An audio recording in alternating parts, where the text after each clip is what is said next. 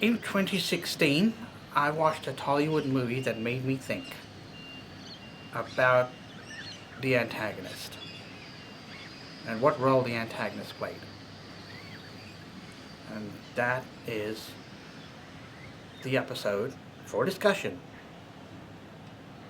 Welcome to Saturdays with a Story Dude. I'm your host, Jared Dean Winchester. Let's begin.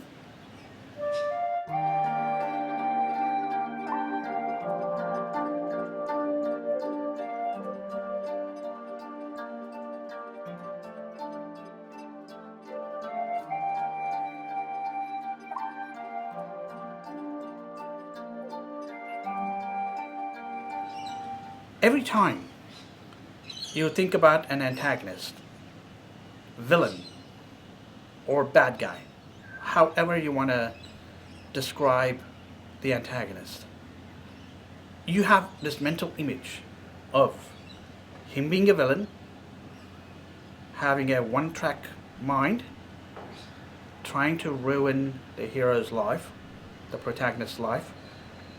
But honestly, I've been told that an antagonist is the protagonist of his own story.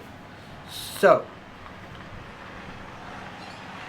the movie that I saw back in 2016 was named Dhruva. And the poster, the advertising poster for that said, "My enemy is my strength," which has me thinking about the phrase. I immediately thought about "know thy enemy." You have to wonder, that statement so relevant because without Lex Luthor, Superman would not be on his toes. Without the Joker, Batman also would not be on his toes. Two examples right there. Because if you had no force of antagonism, the story stagnate and it wouldn't be interesting. The protagonist's life would be boring. So these stories, when you write stories, it always ends up where the protagonist, the hero's journey, means that they are uprooted from their usual life, their normal lives, and they have to go on this journey like Frodo did in Lord of the Rings. He was happy in the Shire, but the problem was something in him was missing. And the adventure of him finding the ring and meeting the forces of antagonism. Now, Gandalf was not a force of antagonism, but he did push, in a mentor way, he did push Frodo out the door, metaphorically speaking. I'm guessing villains do this too. They push the protagonist out the door, out of their comfort zone, when their lives are upended. This has me thinking, the struggles the protagonist faces, the losses, the inconvenience that your protagonist faces is a test. Because think of it this way. I also heard this saying, life tests you first and then teaches you the lesson you need to learn. I feel that every antagonist is testing the protagonist so that life can teach that protagonist the arc and change which occurs in the story.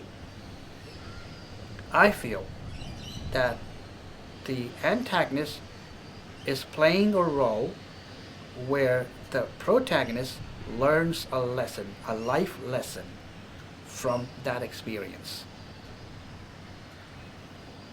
So, if you're going to write a character, a villain character, you cannot have the character, the antagonist character, be one-dimensional.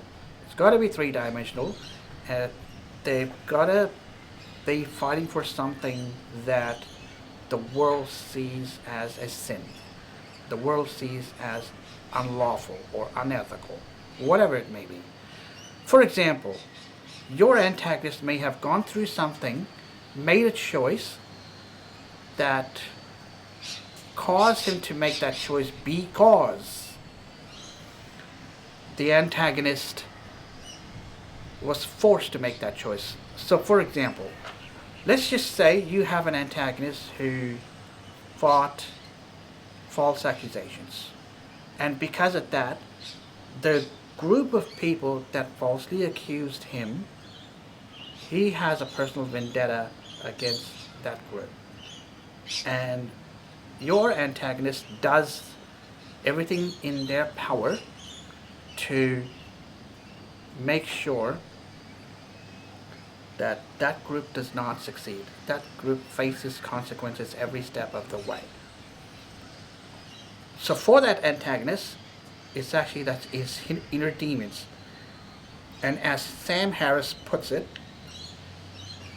your antagonist is externalizing an internal struggle. So whoever your antagonist is, make them real, make them three-dimensional, which is something that I am working on for my stories. I'm not just gonna make my antagonist one-dimensional. It's too cliche. What I'm gonna do is, as I'm giving you this advice, I'll be doing the same. I'll be amending my stories as need be. I'm going to apply my advice to my own scripts, and that's going to be something that you're going to see from me. I'm not just going to preach, I'm going to practice what I preach. Thank you for joining me for Saturdays with the Story Dude. If you like this, like, comment, and subscribe. And as always, until I see you again, don't forget to turn that page.